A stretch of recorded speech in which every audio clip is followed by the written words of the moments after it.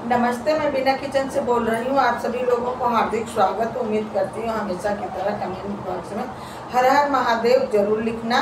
आज बात करते हैं दहलीज पूजन क्या होती है। दहलीज पूजन करने से घर में क्या क्या बरकतें होती है और हमें दहलीज पूजन के समय हमें किन बातों का ध्यान रखना चाहिए। पहले बता दें, दहलीज पूजा हमें मकान का मेन दरवाज़ा जिसको कहा जाता है, जहाँ से एंटर करते घुसते हैं, अच्छी चीज़ें घुसती है, बुरी चीज़ें घुसती है और निकलती भी अच्छी चीज़ें हैं। क्यों?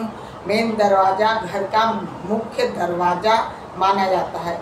उसी को दहलीज पूजन, उसी मेन दरवाजे का दहलीज पूजन किया। दहलीज पूजन का मतलब है कि मेन दरवाजे का पूजा कर लीजिए।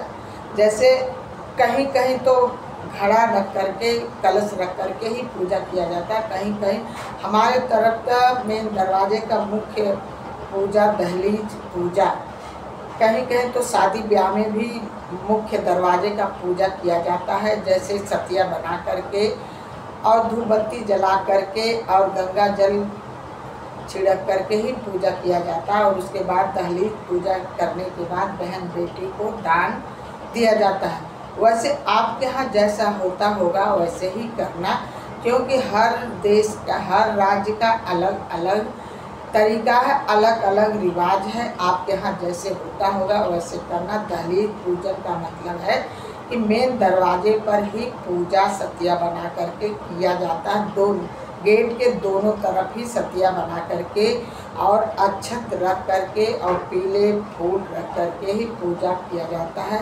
जैसे मिश्री चढ़ा करके पूजन किया जाता है। उस दहलीज पूजन में द्रव्य दक्षिणा जरूर रख करके दिया जाए।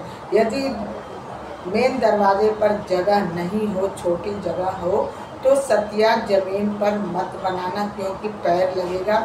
किसी बर्तन में सतिया बना करके वहाँ पूजा कर लेना। उसके बाद उस बर्तन को उठा करके अलग रख लेना, क्योंकि पैर सतिया जब बनाया जाता है तो पैर नहीं लगना चाहिए। दहलीज पूजन का मतलब है कि दहलीज का पूजा खुशियों में किया जाता है। जैसे शादी ब्याह में या मकान बना है तो पहले दहलीज पूजन करके तभी गृह प्रवेश किया जाता है।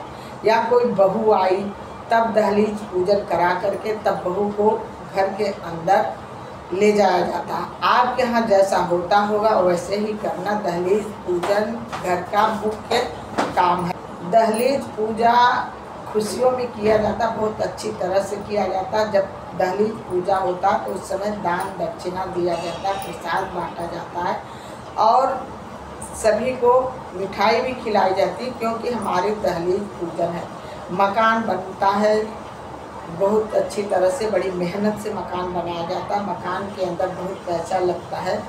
तो जब गृह प्रवेश होता है तो चारों कोना, मकान के बाहर चारों कोना घड़ा रखा जाता है और झंडे लगाया जाता है, क्योंकि ये जरूरी है। उसके बाद नवग्रह का पूजा किया जाता है। आंगन बीचों बीच में बहन बेटी उस हवन कुंड में किसी पीतल के बर्तन से, पीतल के थाली से उस हवन कुंड में आग डालती हैं। उनको भी दान दक्षिणा दिया जाता है, उनको भी पैसा रुपया द्रव्य दिया जाता है, कपड़े दिया जाता है। आपके यहाँ जैसा होता होगा वैसे ही कर लेना। वैसे तो अधिकांश जगह हवन पूजा, घर गृह प्रवेश और दहलीज पूजन एक ही मेन दरवाजे पर ही किया जाता है, दहलीज पूजा।